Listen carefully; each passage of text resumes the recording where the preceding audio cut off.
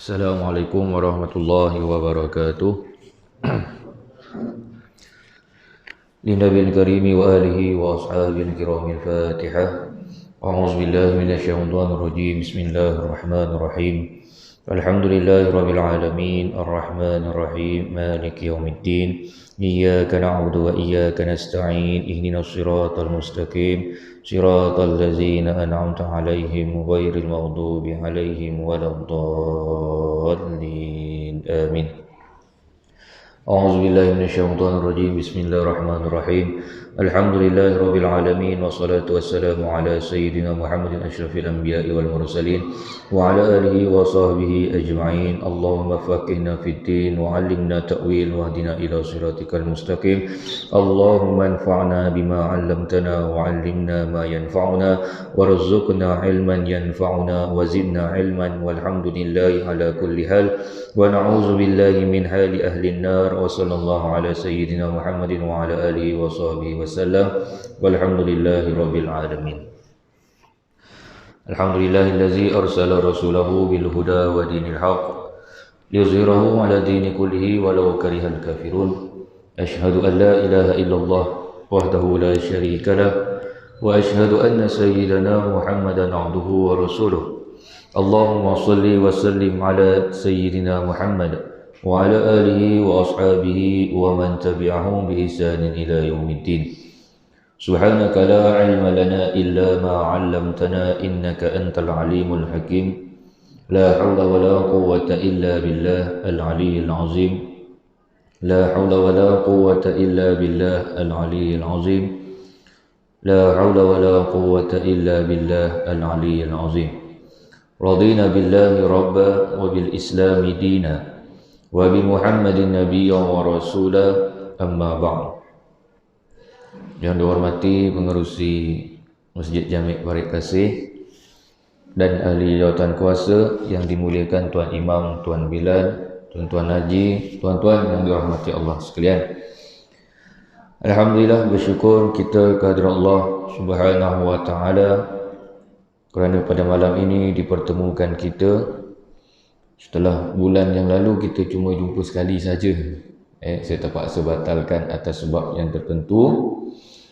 Dan bulan ini juga mungkin sekali sini saja. Sebab bulan ni untuk pengetahuan tak ada tuntutan takmir. Surat tuntutan takmir itu bulan 12 ini tiada tuntutan. Tetapi dia kata terpulang pada masjid atau surau, nak bagaimana. Kalau kata nak cuti, kita cutilah. Kalau nak terus, kita sambung. Baik, tuan-tuan yang dirahmati Allah sekalian, kita sambung dalam bab yang ketujuh, iaitu dalam bab wajib menuntut ilmu agama dan kelebihannya. Kita telah pun melihat hadis yang pendek. Hadisnya daripada Anas bin Malik radhiyallahu an. Qala Rasulullah sallallahu alaihi wasallam, talabul ilmi faridatun ala kulli muslimin. Pada yang lepas kita telah pun melihat serba sedikit.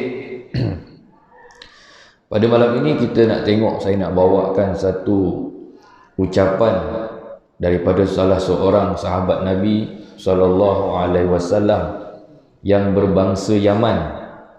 Namanya ialah Muaz bin Jabal radhiyallahu an. Muaz bin Jabal ini adalah salah seorang sahabat Nabi yang berbangsa Yaman. Kalau tuan-tuan kita tengok orang-orang Yaman ini, dia punya kulit dia tak putih. Kulit dia agak gelap sikit. Macam kita jugalah agaknya. Kita pun taklah putih sangat pun. Kita ni pun gelap-gelap macam itulah.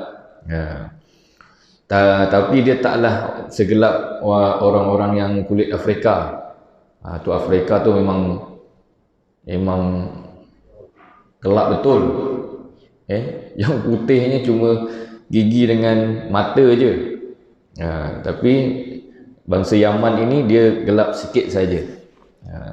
Tetapi tuan-tuan, walaupun orang-orang Afrika yang berbangsa Afrika ini kulitnya hitam, tetapi tuan-tuan kita perlu ingat bahawa ada wakil di antara orang-orang yang berkulit hitam ini yang telah pun dijanjikan syurga oleh Allah Subhanahu wa taala. Kita ni orang Melayu, orang Melayu ni belum tentu lagi masuk syurga. Allah tak janji lagi. Tetapi orang yang berbangsa Afrika ini kulit hitam ni, ada seorang Allah dah janji masuk syurga, iaitu Bilal bin Rabah. Bilal bin Rabah, Allah dah jamin tempat dia dalam syurga Allah. Baik, Muaz bin Jabal telah pun dihantar oleh Nabi SAW ini sebagai duta ke negeri Yaman. Di samping itu juga Muaz bin Jabal ini diarahkan oleh Nabi SAW supaya mengajar orang-orang Yaman tentang agama Allah Subhanahu wa taala. Maka inilah dia kata-kata Muaz berkenaan dengan ilmu. Kita tengok Yang pertama, belajarlah ilmu kerana belajar ilmu itu adalah kebaikan. Nah, ini kata Muaz bin Jabal. Belajarlah ilmu kerana ilmu itu adalah kebaikan. Sebab apa tuan-tuan Muaz bin Jabal memberikan ucapan berkenaan dengan ilmu ini? Kerana dengan ilmu sahajalah kita ini dapat membezakan yang mana yang hak dan yang mana yang batil. Dengan ilmu kita tahu membezakan yang mana yang baik, yang mana yang buruk. Sebab itu Muaz bin Jabal mengatakan bahawa belajarlah ilmu kerana ilmu itu akan membawa kepada kebaikan. Kalau kita ada ilmu, kita tahu mana yang betul, kita tahu mana yang salah, maka kita akan banyak buat amal kebaikan. Kita tak akan buat amal kejahatan, sebab dengan ilmu yang kita ada, kita tahu benda itu benda yang salah. Baik. Yang kedua, carilah ilmu kerana mencari ilmu itu adalah ibadah. Menuntut ilmu ini tuan-tuan adalah ibadah. Tuan-tuan yang datang malam ini menuntut ilmu, insya-Allah Allah akan kira amalan kita, kedatangan tuan-tuan pada malam ini sebagai ibadah. Bila Allah kira sebagai ibadah, maka dia akan diberikan ganjaran oleh Allah Subhanahu wa taala. Tapi jangan lupa niat iktikaf dalam masjid. Itu penting. Di samping kita duduk dalam kuliah ilmu, kita niat iktikaf di dalam rumah Allah Subhanahu wa taala ini. Sebab itu bila kita belajar ilmu ini, jangan kita peduli ilmu ini datangnya daripada siapa. Ini Nabi SAW yang mengajar. Kita boleh belajar daripada sesiapa pun, sama ada daripada orang putih ke, orang Jepun ke, dengan pada sesiapa saja kita boleh belajar ilmu. Tetapi janganlah sampai kita belajar ilmu yang orang tu yang ajar kita tu ilmu yang tak betul, janganlah kita ikut. Sebagai contoh, orang ajar kita, orang mengajarkan kita ilmu, tetapi orang tu tak semayang, maka kita janganlah ikut perbuatan dia yang tak semayang. Kita ambil apa yang disampaikan itu yang bertepatan dengan ajaran Islam yang sebenar. Sebab itu Nabi SAW pernah berpesan, siapa yang nakkan dunia, dia mesti ada ilmu. Apatah lagi kalau hendakkan akhirat, ilmu itu lagilah sangat penting. Begitu jugalah kalau hendakkan kedua-duanya sekali, mesti juga mempunyai ilmu. Kalau kita nakkan kebaikan hidup di dunia, kita perlukan ilmu. Kalau kita nak kejayaan hidup kita di akhirat, kita juga perlukan ilmu. Kalau kita nak bahagia dunia dan akhirat, sangat-sangat mementingkan, sangat-sangat memerlukan kepada ilmu. Nah, tu dia tuan-tuan.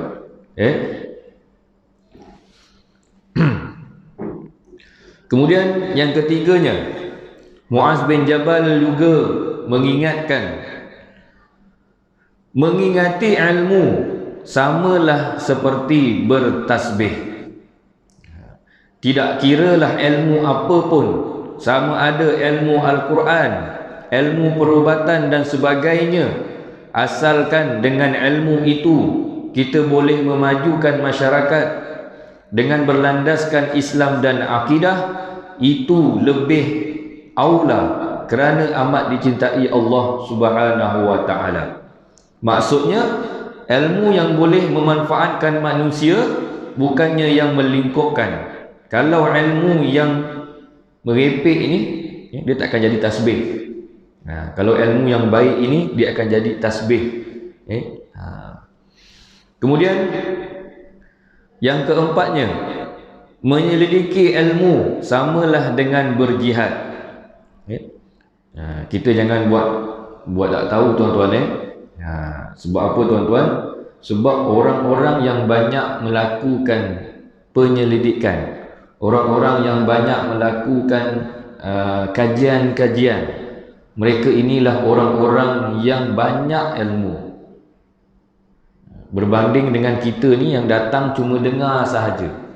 Tuan-tuan bayangkan, ada beza tak kalau orang yang baca Al-Quran dengan orang yang mengkaji Al-Quran? Dia ada beza. Orang yang membaca Al-Quran, dia sekadar membaca tanpa dia memahami apa yang disampaikan pada ayat yang dibaca.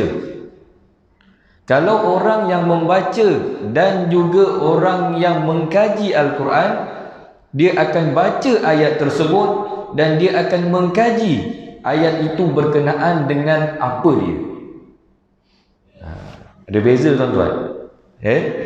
Jadi sebab itu, ilmu orang yang membaca sahaja dengan orang yang mengkaji ini lebih banyak ilmunya orang yang mengkaji.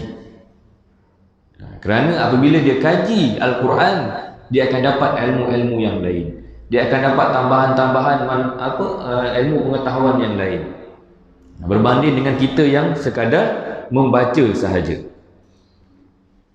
Seterusnya yang ke-5,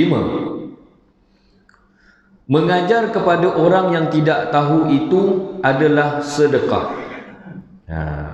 Maknanya tuan-tuan, saya sampaikan kepada tuan-tuan ilmu pada malam ini, maknanya saya sedang bersedekah. Bersedekah ni bukan duit je, bukannya bersedekah ni harta sahaja. Dengan ilmu ini juga, kalau kita sampaikan kepada orang lain, dia juga akan dikira sebagai sedekah. Bukan sahaja senyum, senyum manjang sedekah.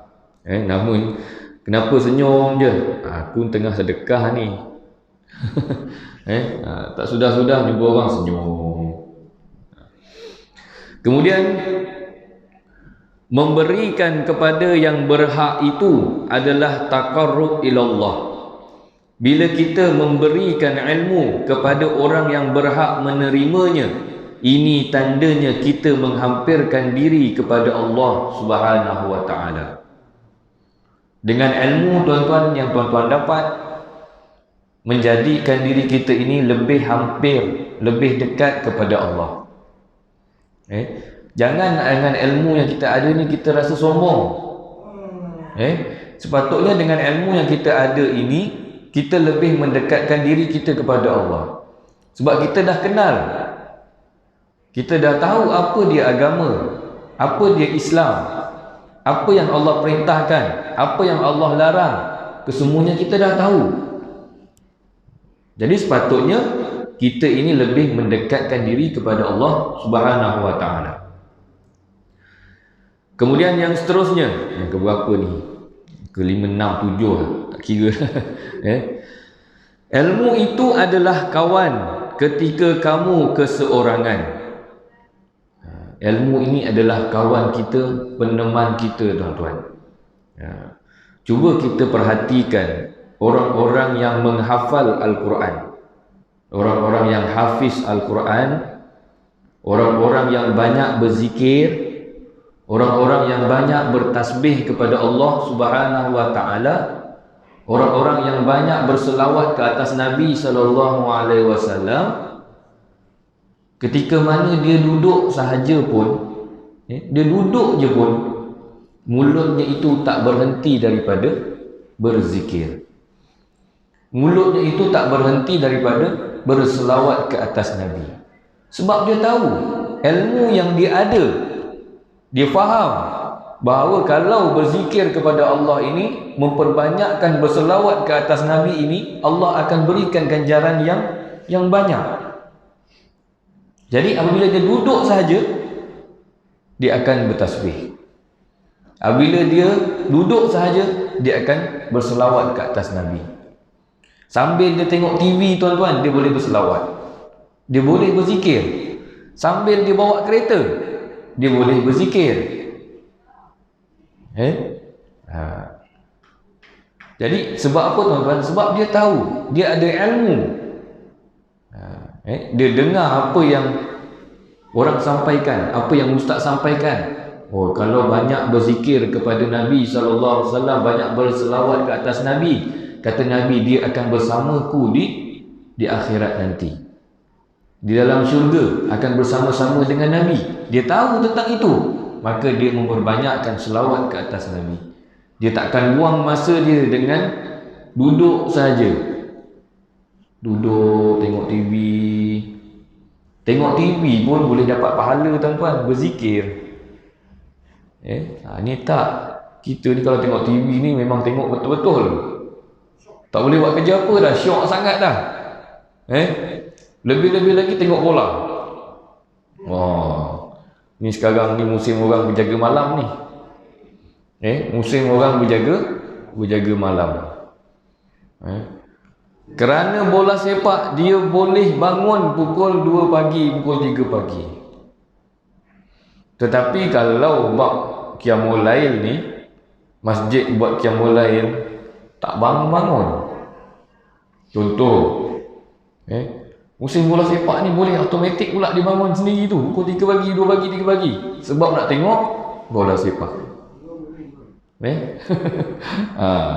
Dia tengok bola ni boleh, tuan-tuan, pukul 3 pagi, 4 pagi bangunlah. Bangun nak tengok bola tu, sambil-sambil kita tengok bola tu, kita selitkanlah sikit dengan perkara-perkara yang boleh memberikan kita pahala. Sementara nak tunggu bola sepak tu mula, semayanglah sunat dulu. Kan? Tak dapat semayang sunat sunat tasbih ke apa dan sebagainya itu, solat sunat hajat ke, semayanglah sunat-sunat, solat sunat biasa je. Lepas tu tengok bola. Sambil tengok bola tu boleh pegang tasbih, boleh je zikir. Nampak pun bola tu masuk gol, nampak. Sambil kita berzikir pun kita nampak bola tu masuk dalam gol. Kemudian dah habis bola, jangan tidur, tuan-tuan. Isi mula dengan baca Al-Quran. Sementara nak tunggu waktu subuh. Dia kalau bola tu habis pukul 4 lebih, kalau dia tidur, saya berani jamin subuh gajah lepas. Dah halang-halang dah, kata orang tu nak bangun tengok bola. Itulah dia yang kita boleh buat, amalan-amalan untuk kita dapat manfaat. Tengok bola pun dapat, pahala pun dapat. Boleh, tuan-tuan. InsyaAllah. Ni ramai peminat bola sepak ni. Dalam ni saya tengok juga, tapi taklah tengok malam-malam, tak tengok. Sebab kita bekerja kan, pagi esok nak bangun. Ketika masuk dalam kelas kan, mata ustaz, matanya tak berapa nak buka kan, ngantuk je kan anak murid tanya pula. Jadi cikgu syari pula kan. Cikgu suka tidur. Hari-hari cikgu tidur. Dah pula. Dia tak boleh lah. Kalau hari cuti insya-Allah lah. Baik, kemudian dan ilmu itulah merupakan kawan dalam kesepian, penunjuk jalan kesenangan dan penolong menghadapi kesukaran, kerana ia adalah senjata untuk menghadapi musuh. Ini kata Muaz bin Jabal radhiyallahu anhu. Tuan-tuan, kalau nak berdebat, nak berhujah dengan orang-orang lain, sebagai contoh dengan orang-orang yang bukan Islam. Kadang-kadang orang yang bukan Islam ni tuan-tuan, ilmu dia tentang Islam itu banyak lebih tinggi daripada kita. Kadang-kadang mereka ini sengaja nak tanya kepada kita tentang Islam, sedangkan mereka pun dah tahu tentang Islam. Ilmu mereka tentang Islam lebih banyak daripada kita sendiri yang beragama Islam. Jadi bagaimana cara kita nak mematahkan hujah-hujah mereka ini adalah dengan ilmu. Baik. Seterusnya, malaikat suka berkawan dengan orang yang berilmu. Kerana apa tuan-tuan? Kerana kita ni kalau pergi sahaja ke majlis ilmu, malaikat ini akan memayungi kita dengan sayap-sayapnya. Jadi malaikat ini sukakan kepada orang yang berilmu. Baik, itu kata Muaz bin Jabal. Kemudian seterusnya, ilmu itu menghidupkan hati daripada kebodohan. Memang kata orang tu jahil betul orang yang tak ada ilmu ini. Dahlah tak ada ilmu, dia tak ada usaha untuk mencari ilmu. Kalau yang istilah bahasa Arabnya dipanggil murakab. Jahil murakab, jahil yang bertingkat-tingkat. Dahlah tak pandai, ilmu tu tak ada, tetapi dia tak nak berusaha mencari ilmu. Kemudian apabila bercakap dengan orang, seolah-olah dia ni banyak ilmu, sedangkan dia itu jahil. Tu jahil bertingkat-tingkat. Dah jahil, tambah jahil lagi. Sebab ilmu ini menghidupkan hati. Jadi kita tuan-tuan yang datang pada malam ini, sekurang-kurangnya dapat ilmu yang akan menunjuk kita kepada jalan yang benar. Minan nur, minaz zulumati ilan nur, yang mengeluarkan kita daripada kegelapan kepada cahaya kebenaran yang telah ditunjukkan oleh baginda Nabi sallallahu alaihi wasallam.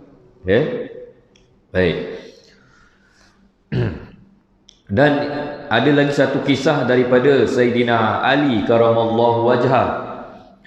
Sayyidina Ali ni tuan-tuan, Nabi sallallahu alaihi wasallam pernah bersabda, bandingan aku dengan Ali di sudut ilmu ialah aku ini gudangnya dan Ali itu adalah seumpama pintu gudang itu. Ini perbandingan yang diberikan oleh Rasulullah kepada Sayyidina Ali.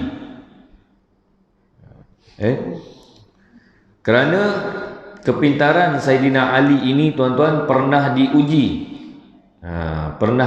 Sayyidina Ali ini pernah diuji oleh para sahabat. Apa para sahabat tanya kepada Sayyidina Ali? Wahai Ali, kalau diberikan engkau pilihan, yang manakah lebih utama antara ilmu ataupun harta?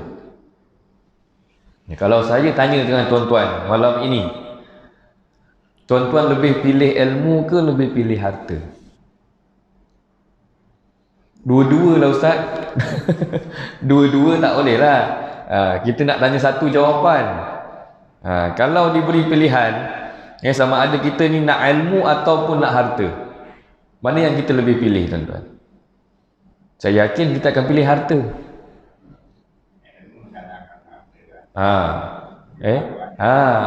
Kalau orang yang tahu tentang kepentingan ilmu, dia akan memilih ilmu.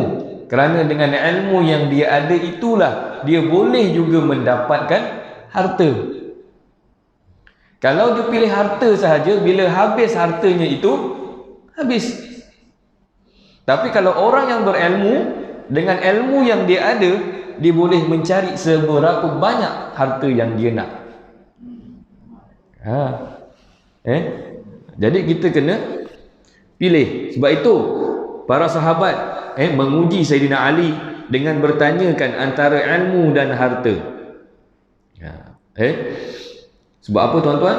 Sebab kalau kita ni lebihkan kepada harta, kita akan lebihkan, pilih harta terus, tak fikir dah.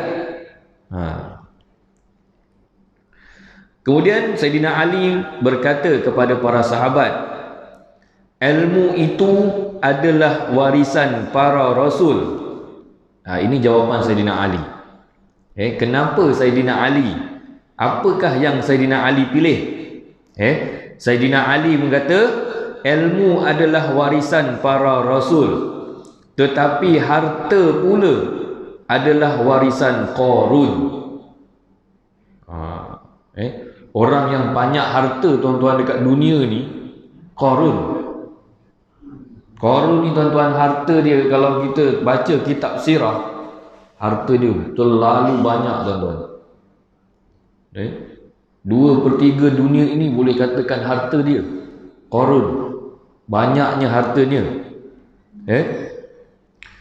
Maka elok lagi ilmu daripada harta. Dan kata lagi Sayyidina Ali, elok lagi ilmu daripada harta, kerana ilmu menjaga kamu, adapun harta kamu kena jaga dia. Betul tak tuan-tuan? Dengan ilmu yang kita ada, ilmu ini akan menjaga kita. Jangan buat benda ni salah, ilmu itu jaga kita. Tetapi kalau harta yang banyak yang kita ada, kita susah, kita kena jaga harta pula. Supaya jangan ada orang curi. Kalau kurang sikit harta, dia dah pening kepala dah. Dah kurang harta aku ni. Dia pula yang jadi penjaga harta. Sedangkan orang yang berilmu, ilmu ini yang akan menjaga kita. Itu kata Sayyidina Ali radhiyallahu anhu. So apa tuan-tuan? Sebab ilmu ini adalah bersangkut paut dengan segala amal ibadah kita. Nak sembahyang kena ada ilmu, nak puasa kena ada ilmu, nak mengambil, nak mengangkat wudu pun kena ada ilmu.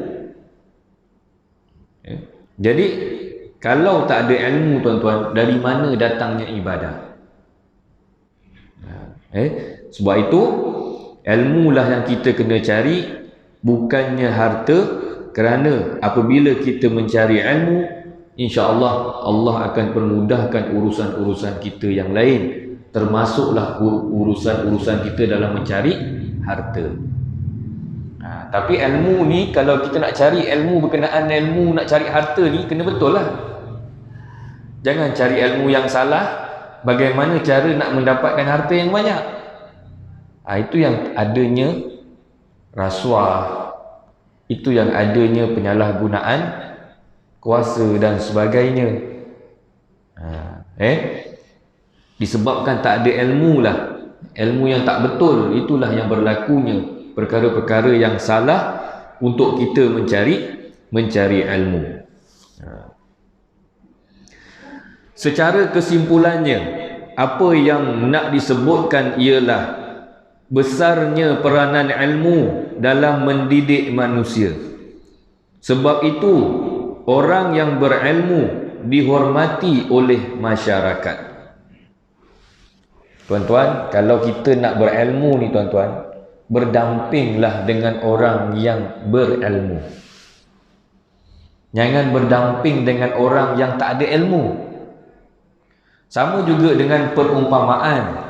Kalau kita nak berbau wangi, kawanlah dengan orang yang berbau wangi. Kalau kita kawan dengan orang yang berbau busuk, kita juga akan berbau busuk. Tuan-tuan tengok tak orang yang ada ilmu pada zaman dahulu, ni cerita zaman dahulu lah, ni zaman-zaman Tok Haji dulu. Kalau sebagai contoh, dekat kampung, siapa yang paling dihormati di satu kampung dulu? Siapa orang yang paling dihormati? Orang semua hormat dia di kawasan kampung? Imam. Dulu imam ini sangat dihormati oleh orang kampung, kerana bagi mereka imam ini ilmu agamanya lebih tinggi. Isteri baru lahirkan anak, orang pertama yang dicari siapa tuan-tuan? Tok Imam. Isteri dah bersalin ni, dia pergi cari siapa? Tok Imam. Tok, ada tak nama yang sesuai Tok, yang saya nak letakkan nama ke anak saya ni? Tanya siapa? Tanya Imam. Kerana pada ketika itu imamlah orang yang paling berilmu. Sekarang ni tuan-tuan tak boleh. Anak baru lahir, cubalah kita nak letakkan nama. Atuk dia letakkan nama untuk cucu dia. Agak-agak mak bapak dia bagi tak? Tak bagi. Bapaknya tu ustaz katakan, atuknya tu ustaz lah katakan, atuknya tu ustaz. Bila dia dapat cucu, tak adalah anak dia tanya pula, "Yah, ni cucu ayah ni, nak bagi nama apa?" Tak ada tuan-tuan. Tak ada. Sebab apa? Sebab orang-orang sekarang ini bila mana anak itu baru lagi, dalam perut lagi, belum keluar lagi, nama dah ada dulu dah. Dia dah ada nama. Kalau dia keluar je anak tu, dia lahir saja, dah ada nama dah. Sebab mak bapak dia dah letak dulu dah. Saya ingat dulu, macam bapak saya, dia, adik saya yang perempuan 2 orang, adik perempuan saya 2 orang. Saya ingat bila mana adik saya itu dilahirkan, ketika itu kedua-dua nama adik perempuan saya ini, ayah saya telefon seorang guru yang telah pun meninggal, Tuan Guru Nek Abdul Aziz Nikmat. Bapak saya ingat, dia telefon, dia tanya, "Tok Guru, saya ni dapat anak, apa nama yang sesuai nak letak?" Dia tanya, "Laki ke perempuan?" "Perempuan," dia cakap. Adik saya yang nombor 4, dia berikan nama Asma. Pendek je. Kemudian adik saya yang kedua pun sama juga, telefon dengan Tuan Guru, dia beri nama Hafsah. Asma dan juga Hafsah. Kerana kedua-dua nama ini dia kata ada watak penting dalam Islam. Sampai sekarang namanya itulah Asma, Hafsah. Tapi Asma jadi apa panggil? Mak je. Adik-beradik panggil mak je pula. Jadi Asma je panggil mak pula. Hafsah jadi acah pula. Panggilan dia. Tapi zaman sekarang ni tuan-tuan, tu nama anak panjang-panjang, termasuk nama anak saya. Nama anak saya panjang tuan-tuan. Sampaikan cikgu sekolah tu, kawan-kawan sekolah cikgu tu marah pula. "Kenapa kau letak nama anak kau panjang-panjang, nak tulis punya susah," dia kata. Kalau perempuan lagi menyusahkan. Lagi menyusahkan orang, nak kahwin nanti, nak sebut nanti dah terbelit-belit lidahnya. Letak nama yang macam-macam orang putih, makna tak ada pula tu. Itu bahaya tuan-tuan. Nama anak saya Iman Nur, depan tu ada Iman Nur. Saya pun tak tahulah kenapa letak nama Iman Nur tu, bincangkan isteri dulu. Saya memang nak letak nama Iman depan tu.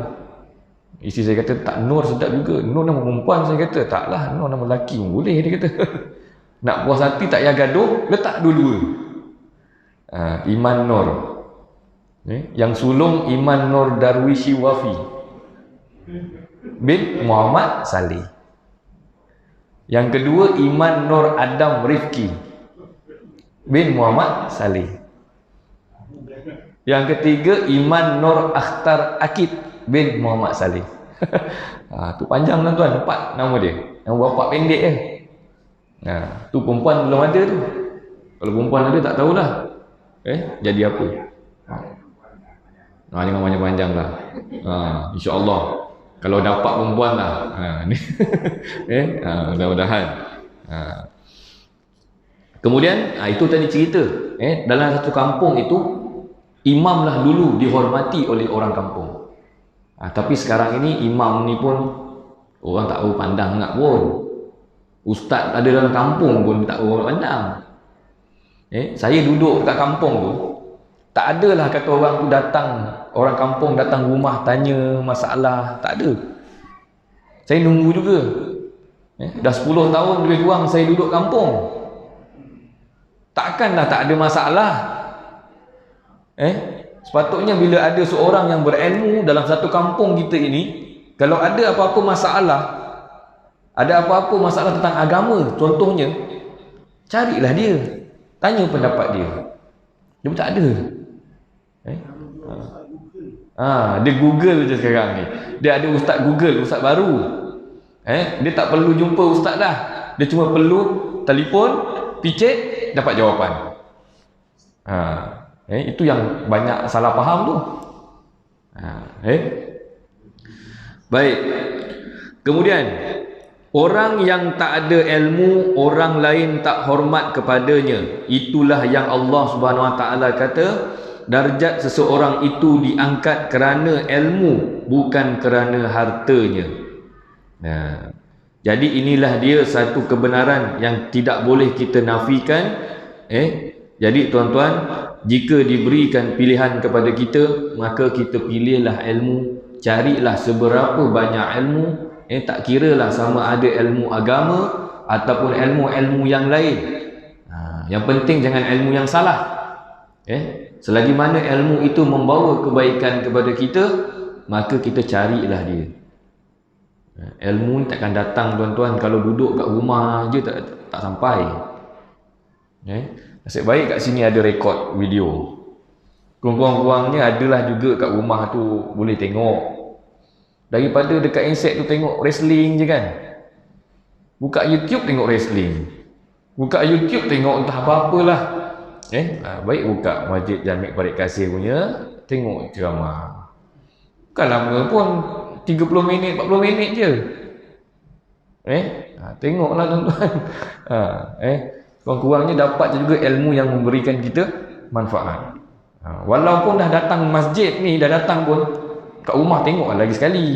Manalah tahu masa dengar dekat masjid itu macam terlelap kan? Ataupun tak berapa nak ingat. Ustaz cakap tak berapa nak ingat lah. Tengok balik semula. Samping tu bolehlah kita mengisi masa lapang kita ini dengan memperbanyakkan ilmu. Menuntutlah ilmu, kerana dengan ilmu lah akan menjamin keselamatan kita di dunia dan di akhirat.